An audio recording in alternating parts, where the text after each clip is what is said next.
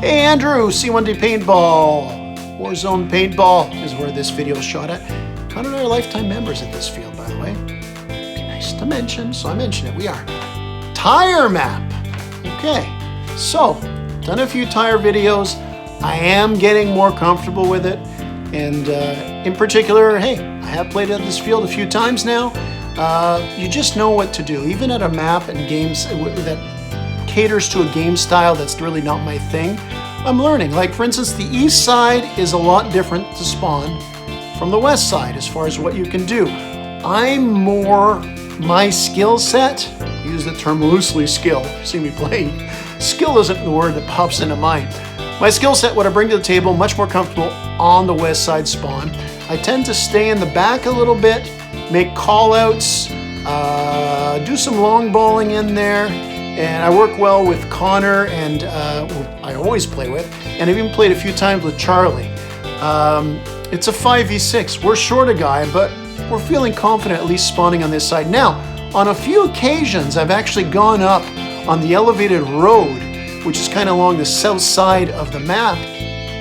But the ref has said this is out of bounds for now. So I am going to kind of paint myself in the corner along the back wall here, so if the enemy pushes up, I'm kind of out in the lurch. But look, we're short a guy. I know I can use the strategy I just described because I've done it before successfully a few times, not all the time. And I got Connor too. He's got a little spot on the map here. He's got a couple places he goes when we're starting on this side. He's going to one of his, probably his favorite spot on this one, and he does well with it, at least from the start. Who knows what happens? I'm not going to give everything away. Let's just watch it. No, but you know what it is? They're going to poke their heads out, you're going to get them. This is attrition. Yeah, but you see here? You can hopscotch here too, eh? Or if you want, I'll go there and I'll cover fire for you. Guys, we're going to try to get him over there because then he can get high ground.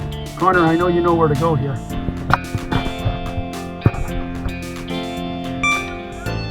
What? I'm going with here.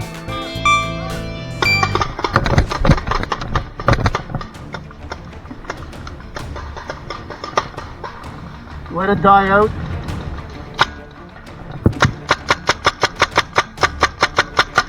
Now it's hard to see from this angle. It looks like I'm just spamming shots into the field, but basically lined up straight ahead of me, way back, that's the enemy spawn. And I see guys running up aggressively from there. They're not going side to side, they're running straight up. Again, we're short a guy here, but I'm comfortable. This is the game I like to do. Watch where they go, throw some shots in. It's gonna say maybe you get lucky. To be good, you gotta be lucky, lucky good, whatever the expression is.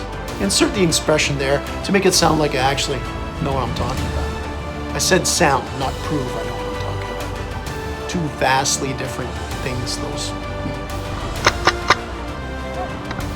Charlie says, lucky shot, man, as he walks off the field. A hit is a hit. Lucky or not, you're gone. A few seconds before I'm laying some shots in, as enemies are advancing out of the spawn, I'm thinking I can even things out at 5v5. But now, with Charlie out, lucky shot or not, it's a 4v6. So, yeah, we're in tight pretty early in the game.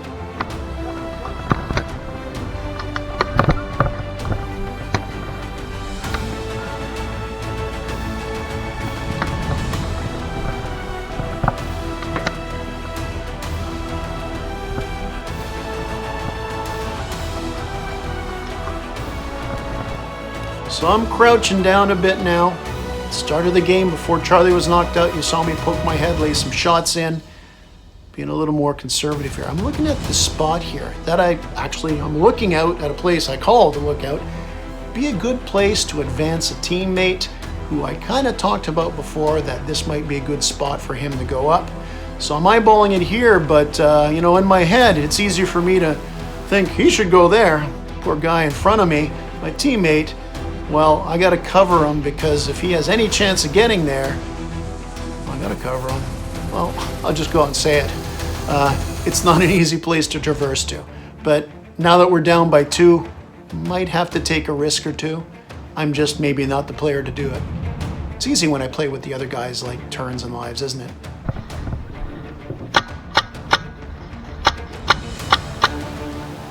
Now the trick to actually get my teammate to the lookout area is give him some pretty heavy cover fire, if we can even get him across. There's that 2-second rule in paintball, where if you run across an area, it takes at least 2 seconds for the enemy to either see what's happening and fire off a shot.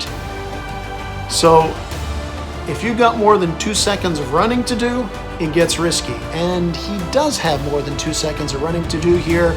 And I mentioned it in the little break before, and I mention again, it's risky. Are we going to do it? Let's see what happens.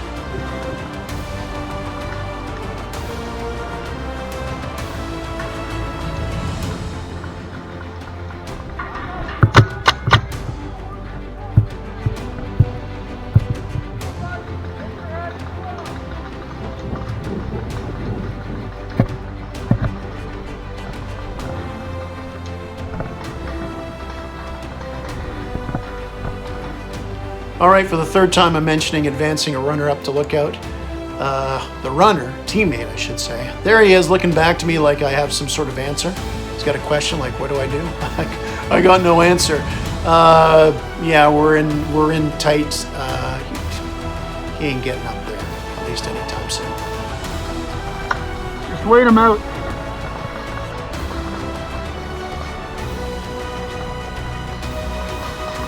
Just wait it out, dude. I did mention at the start of the video I was gonna stay back, spawning on the west. It doesn't mean I don't advance up. My initial plan is to thin the ranks, even things out, then move in. But it's becoming apparent pretty quickly that I probably won't be moving up unless a real dramatic swing happens here. So I'm in my location where I am. Connor is in his spot up ahead to the left of me. We got the one guy pinned here that I wanted to go to lookout, and I later found out we got another teammate who's about this location. So we kind of formed like a boxed area here. We're not boxing ourselves in, but it's what I would call a collapsed position. So it's not a bad defensive setup. I was going to say we cover gaps, but the fact is we're pinned pretty hard in this corner.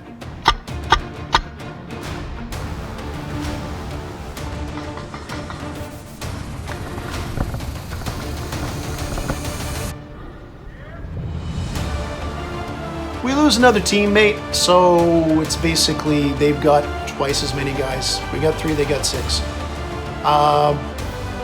In my head, I don't give up at times like this because sometimes a team can get overly confident when they have that man advantage, run in, and you know, all it takes is 5-10 seconds of a couple of poor decisions, as long as you don't give up, and things can even up quickly.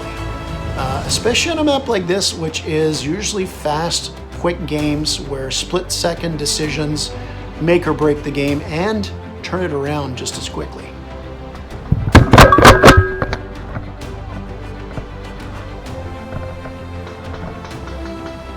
So we're not going down easy by any means here. Teammate and I throw some heavy cover on the same area of the field, and as that teammate I mentioned before that got knocked out to make it a 3v6, he's not even off the field. I actually managed to take one of the enemy out. So, you know what?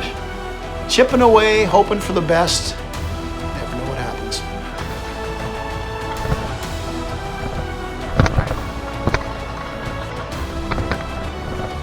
Okay, I spot an enemy here. I don't take him out, but he's on Connor's side, and this guy's popping up and down.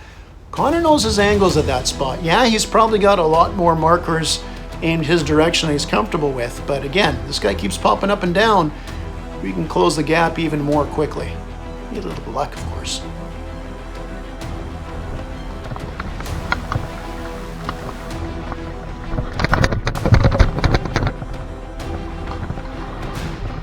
All right, the other team is smelling blood in the water. They're taking a bit more risks here. It's a little pixelated, but you can see right there, that's an actual enemy with his barrel shooting at me or aiming at me, about to shoot, and I'm gonna just dive for cover here to at least keep myself in the game a little bit longer.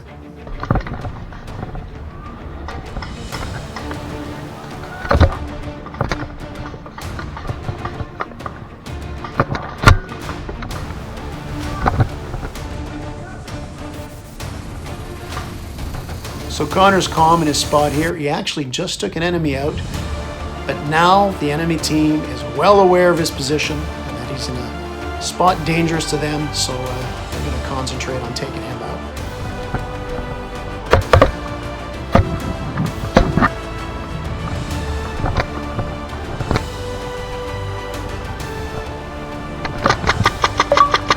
Hey, bro!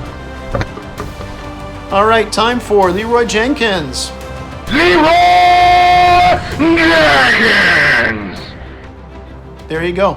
I should use that more. I used to use it in earlier videos, but enemy aware of their advantage. It's a shrinking advantage, but still an advantage. And how dangerous Connor is. Well, he runs towards Connor. I do fire shots at him.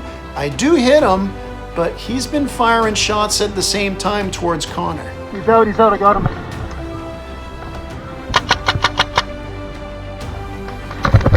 Whoa! Now, I mentioned the enemy was shooting at Connor as I was shooting at the other guy. I was shooting at the guy who was shooting at Connor. Connor says he's out. At first, it's like, I don't think he took you out, but after the game, Connor's like, no, he shot me. I saw you hit him, but he took me out first. Now, Connor isn't just going to run across the field. You know, when you have this thing, you're on the one side of the field. Call yourself out. That's cool. Just stay there, stay out, because sometimes when you go across the field, it can be distracting. You can get hits. Sometimes the enemy might take advantage of that and move, you know, in front, so you're not going to shoot your own guy. But Connor's going to wait there and watch this now. And by the way, it's now down to a 1v3, and oh my God, I'm the one.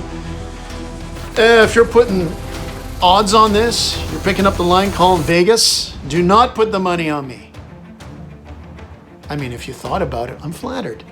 But that would have been a stupid thing to do. Okay, last stand here. I'm kind of at the corner of the barrier that's been defending me, blocking, saving my ass for much of this game. I can hear him organizing.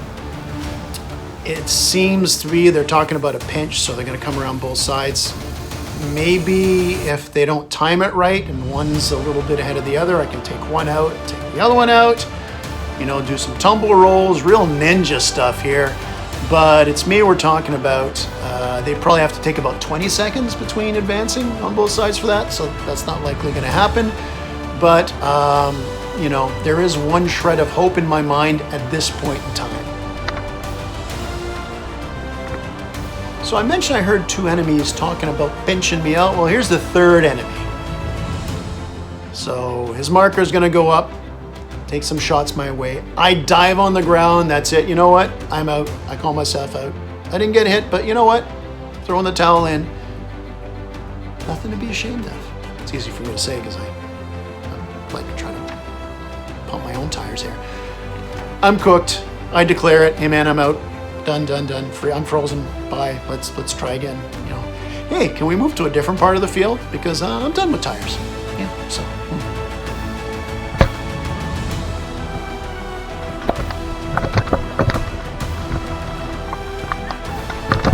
Freeze out! Game over.